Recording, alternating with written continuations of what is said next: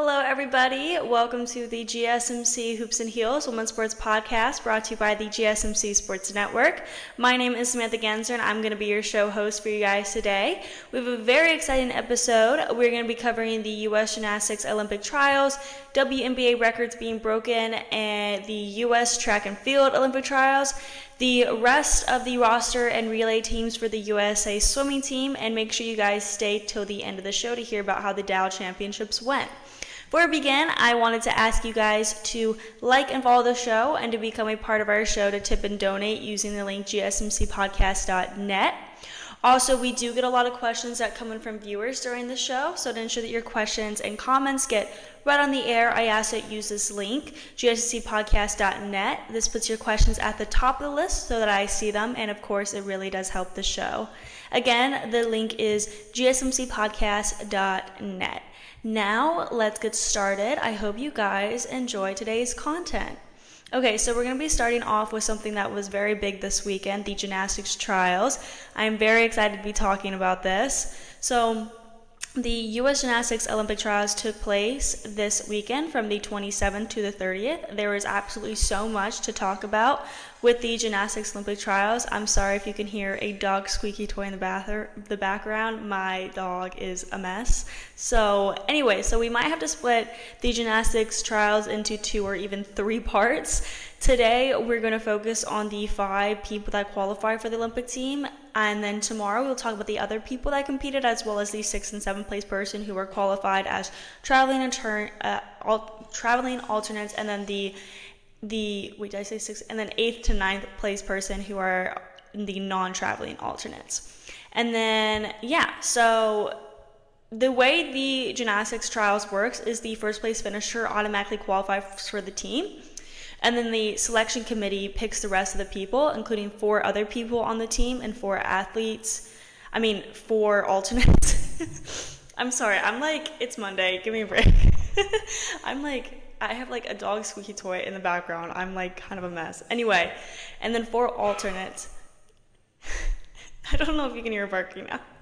2 non-traveling and 2 traveling alternates. But in this case, the people that qualified for the team were the top 9 finishers. The other 2 non-traveling gymnasts were named very late last night. I don't know if it's actually official or not, if they are the non-traveling alternates. I'm still trying to figure that out because it just seems that someone put it on the website and was these are the 8th and 9th place finishers, they're probably the non-traveling alternates, and it's we can't really assume that yet, you know what I'm saying?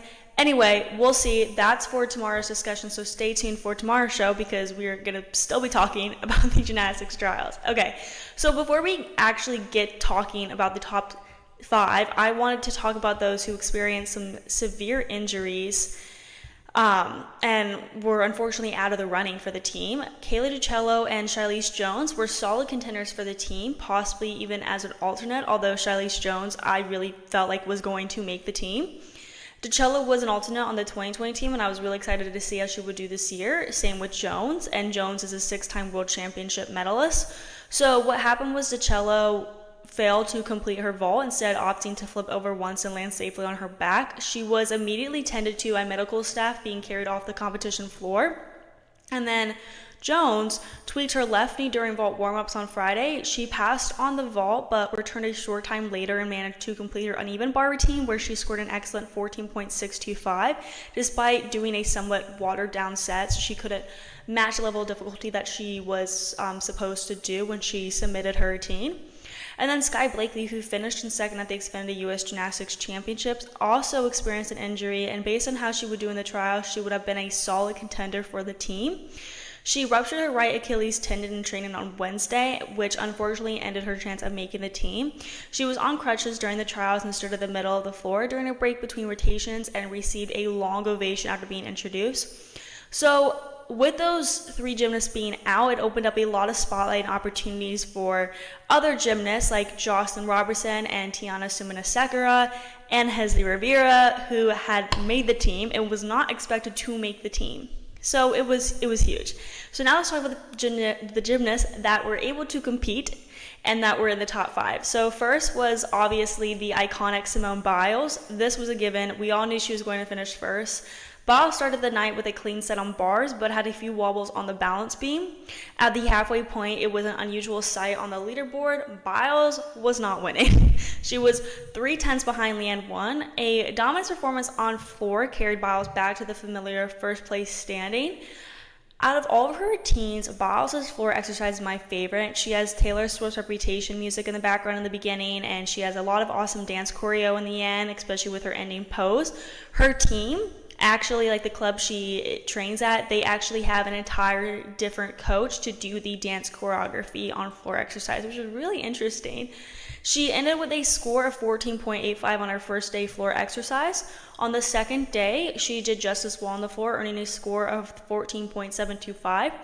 Her level of difficulty sets her very much apart from the other competitors. During the vault, the crowd in the arena immediately took to their feet in the fourth rotation when she landed her vault, a Yurchenko double pike. She earned a 15.975, the highest score of the night by over 8 points. The skill is the most difficult jaw-dropping piece of women's gymnastics being done in the world right now. She did a second vault, the Chang, to show the selection committee her prowess for the Olympic vault final. On uneven bars for both days, she had barely any flaws and maintained her usual level of difficulty, earning a score of 14.425 and 14.2. Going back to the balance beam, like I said, she had a few wobbles during her mount. Her first day score for the balance beam was 13.65, and then on the second day, she had another issue where she came off on her side aerial. The rest of the routine was pretty good, and she had a final score of 13.9. You know, she was able to recover, but you could definitely see the frustration in her face.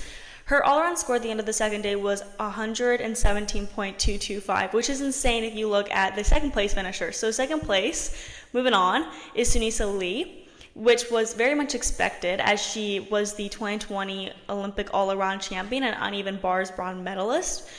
So yeah, there was a big gap between Biles' all-around score and Lee's all-around score as she ended with a score of 111.675.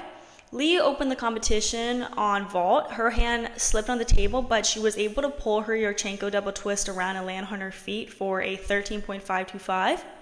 She then went for the upgraded uneven routine, but brushed her feet to the mat after the barred wall, resulting in a 3/10 deduction. However, due to the level of difficulty, she still managed a 14.4. Lee then opened her floor routine with an upgraded full twisting double layout, which she stuck cold, and I mean stuck it cold. Excellent routine with different music and choreography from what she showed in a few weeks ago at the US Championships. She earned a score of 13.7. Moving on to the next day, she earned a 14.1 on the vault and improving her Friday score by 0.575. And then for her beam routine, I think it's 5.75. Oh my gosh, I literally cannot do math sometimes. And then for her beam routine, it looked a bit different from Friday's routine. On Friday, she scored the highest on beam than any other gymnast. But in the Sunday second rotation, Lee came off the beam after her mount and needed several balance checks to stay on her beam during the rest of the routine. It was not a solid beam routine for her, to be completely honest. She fell, I believe, 3 times total, including one on the mount.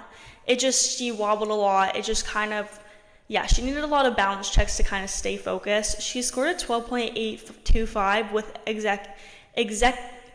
execution deductions, knocking her down her routine's high difficulty score. But on the brighter side, during her uneven bars, she stuck her dismount and the crowd rose to its feet. So she recovered there.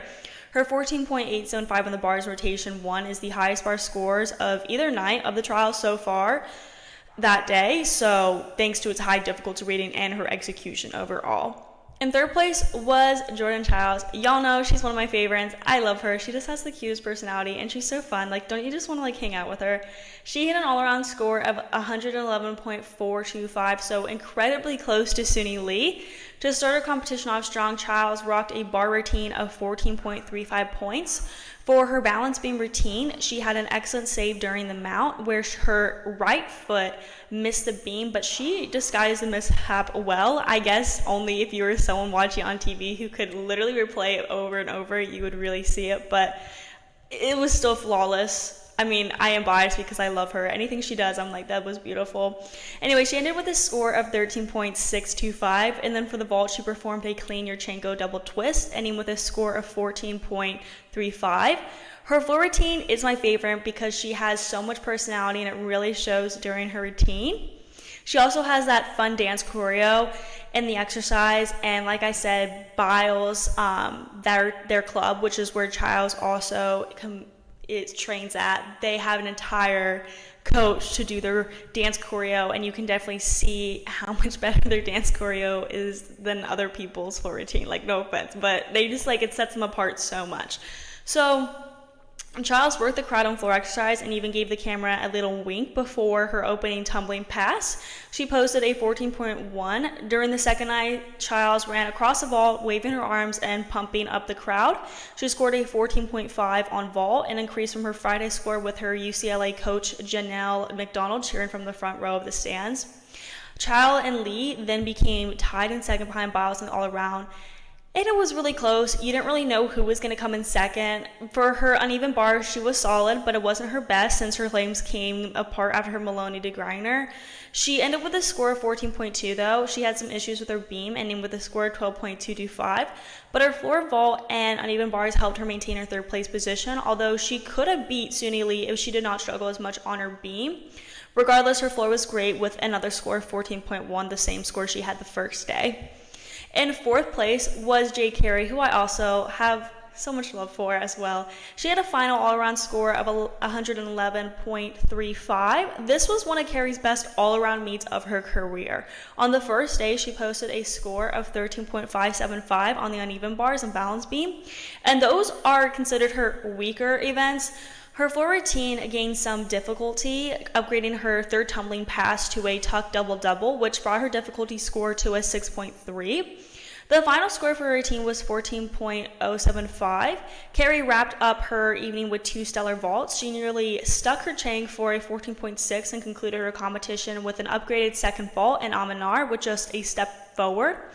On the second day, her uneven bar routine went really well, though she has a lower level of difficulty in that event than some of the other gymnasts. She ended with a score of 13.075. For her balance beam, she did a front arrow to split jump to Corbeau, which was super impressive. She did a double pike off the beam and had a bit of minor leg separation, but the landing was very strong. She had a final score of 13.625 in that. For the floor, she stayed with a score of 14.15, and then lastly on the vault, she did Chang, and the landing was phenomenal, ending with a score of 14.675, so super strong. Fifth place, like I said, left more opportunities for others because of the three superstars that ended up dropping out due to injuries. So 16-year-old Hezley Rivera took that fifth place spot and the fifth spot on the team. That's insane. She's still in high school and can't even drive yet, but she's going to the Olympics in gymnastics. She ended with an all-around score of 111.15. On her first day, you could tell she was more nervous, and she just did overall much better on her second day. On the first day, she got a 13.575 on vault, 14.025 on the uneven bars, 13.7 on balance beam, and 13.525 on the floor. Her level of difficulty is insane for her age. Obviously, I mean, she's going to the Olympics, but coming into the trials, I thought she was going to be a top contender, but at a disadvantage given her age and level of difficulty. However, she was clearly able to keep up with everyone, and even though she did a lot better on the second day, her first day results were very much in line with the top gymnasts at the meet. On the second day, Rivera improved her beam score by 0.575 from Friday, performing the second most difficult beam routine of the second rotation behind Lee. Rivera's first rotation bar score of 14.3 was higher than Biles and Chiles in rotation 2. Rivera also boosted her vault score considerably at 14.2 Sunday compared to Friday's 13.575. Rivera stuck her landing the last punctuation of the 16-year-old, making her Olympic case to the officials. Afterwards, her 14.3 on bars is the fourth highest bar routine score of trials. So she's insane, but I definitely think her uneven bars really gave the huge opening for the Olympic team because she's so talented in that event particularly, and I feel like that's probably one where some of the other gymnasts on the team, it is considered Biles' weakest event, but knowing Simone Biles, like, none of her events are, like, weak. So, like, it's nice to see that Rivera can take her strength in some of those more considered weaker events for other gymnasts for the team, if that makes sense. So, like I said earlier, we are going to be talking about the gymnastics trials some more tomorrow, and if I need a part 3, we will talk about them on Wednesday's show as well. But stay tuned for tomorrow's show when we talk about the 6th and 7th place finishers, as well as the 8th and 9th place finishers who are considered to be the other alternates. We'll see, though. I need to figure that out. We're now going to move into the next segment where we talk about some WNBA records being broken this season. Before we get into that, we're going to be taking a very short break, so I will see you guys very soon.